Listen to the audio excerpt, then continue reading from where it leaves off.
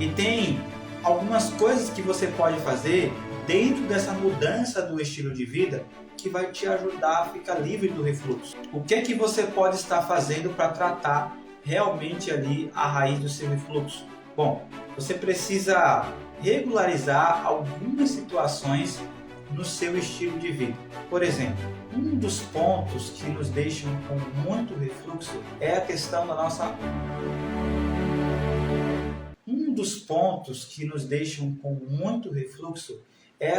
nossa alimentação.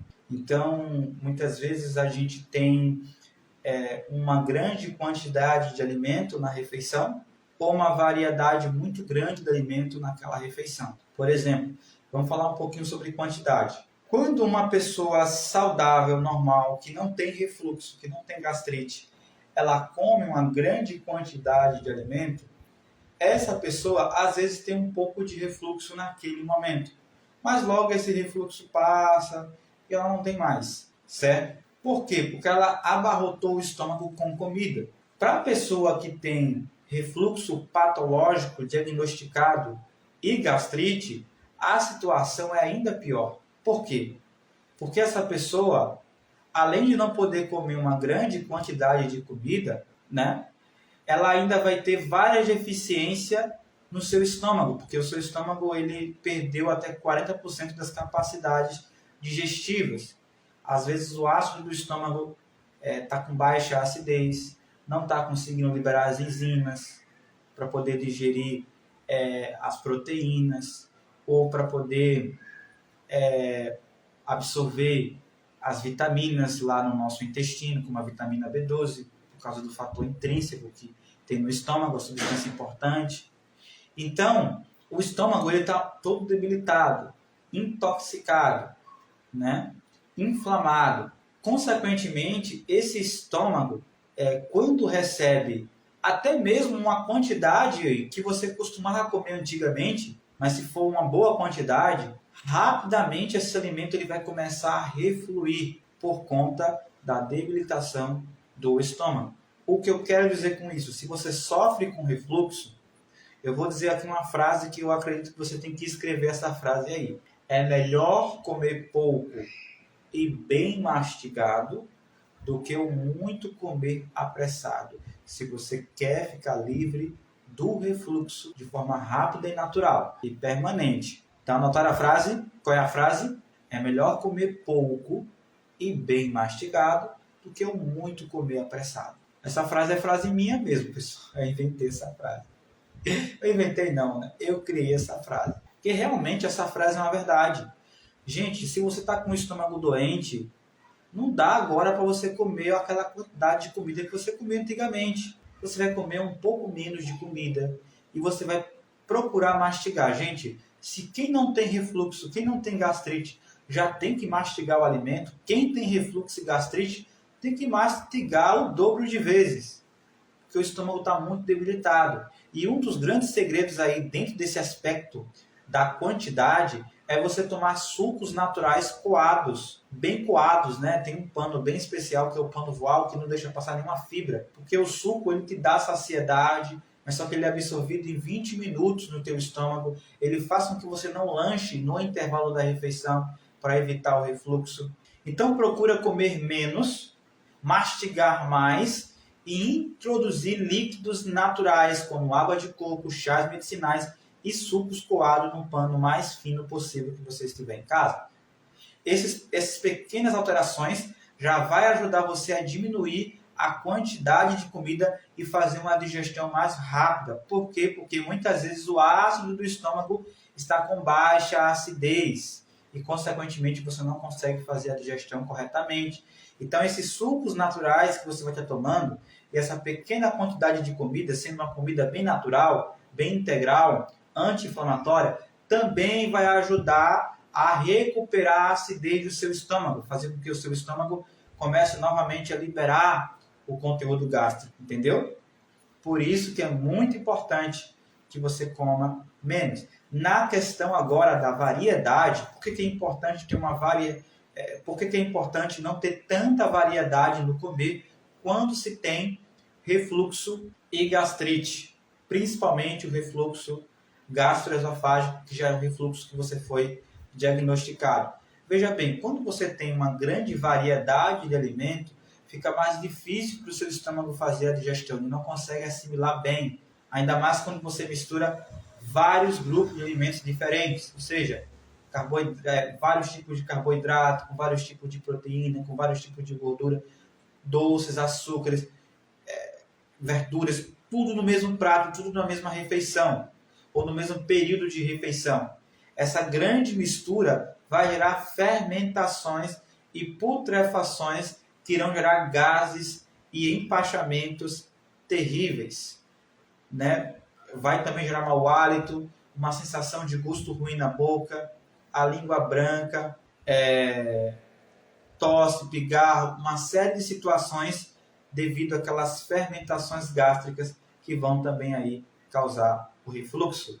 Então vamos aqui falar um pouquinho sobre a variedade. Carlos, então quer dizer que eu só posso comer uma fruta na refeição, mais nada? Uma verdura por refeição, porque eu não posso variar? Gente, você pode variar, você não pode variar demais, entendeu?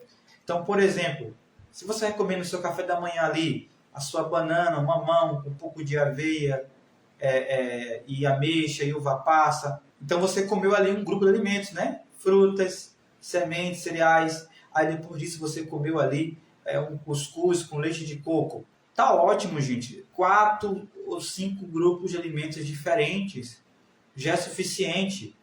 Agora tem pessoas que acordam no café da manhã, colocam 5 tipos de frutas, 3 tipos de sementes, 4 tipos de castanhas.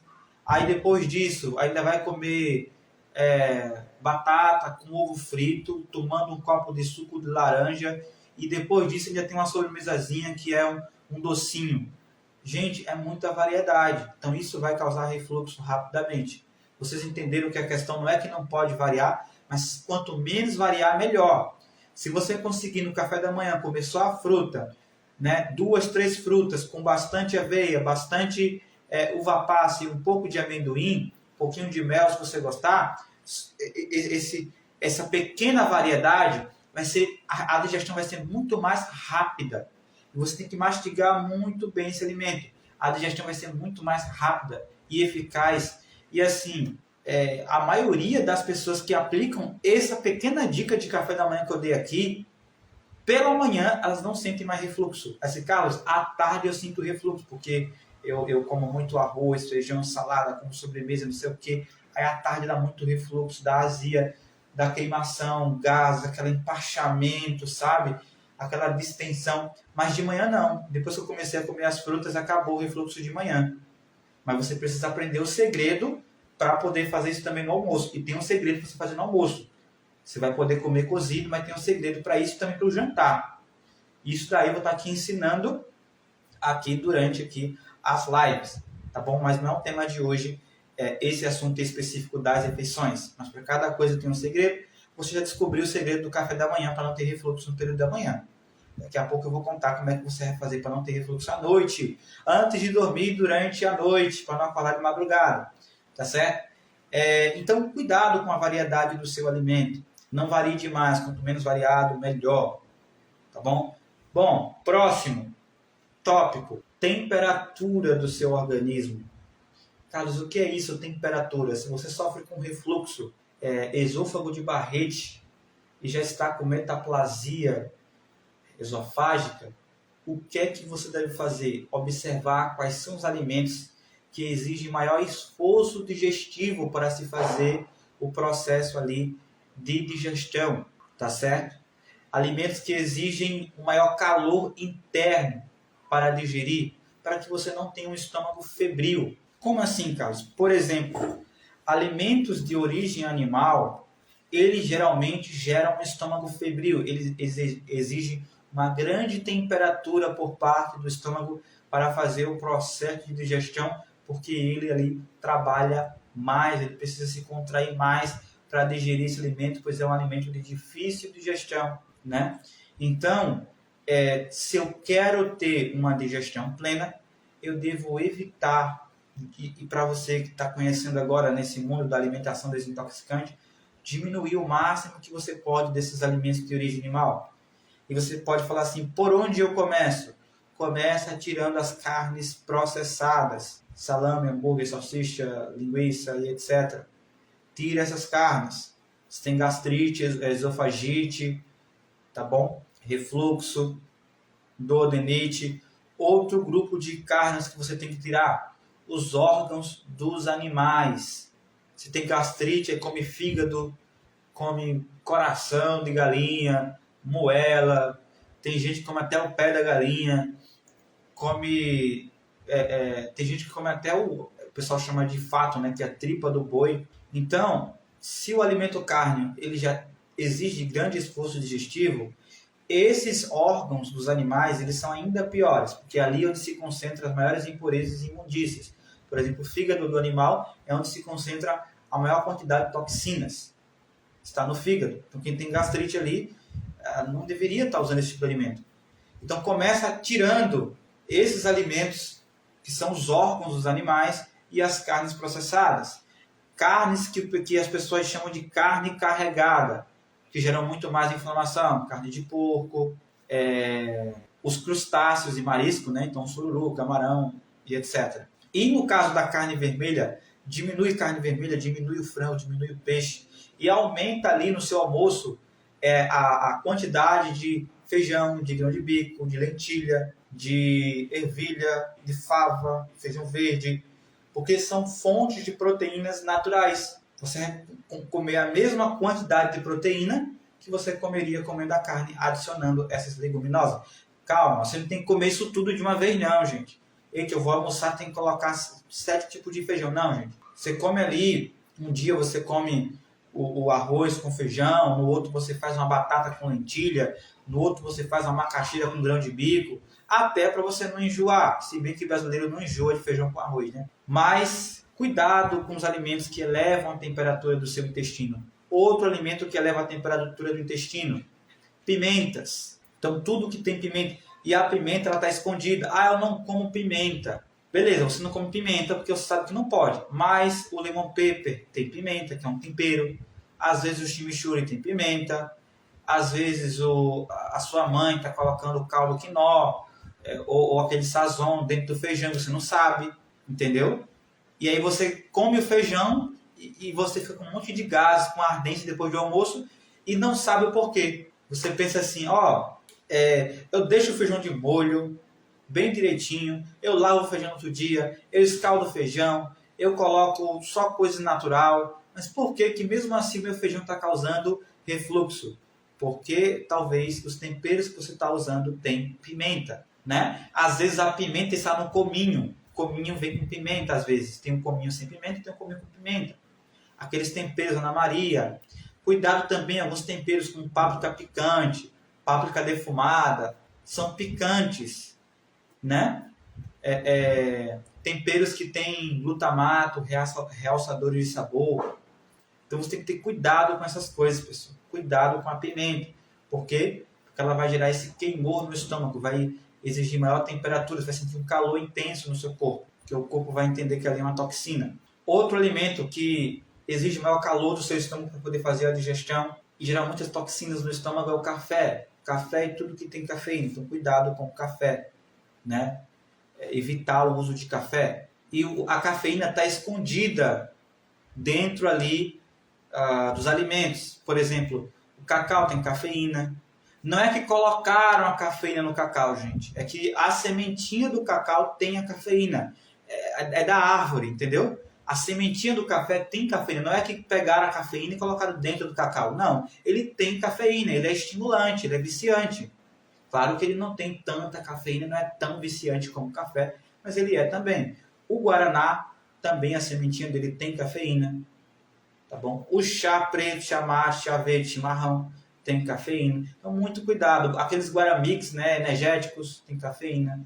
Porque esses alimentos vão causar muito refluxo. A Clary perguntou aqui, qual seria o melhor tempero? Vamos falar dos temperos crus, ou assados e etc, né? Cebola, alho, coentro, salsa, hortelã.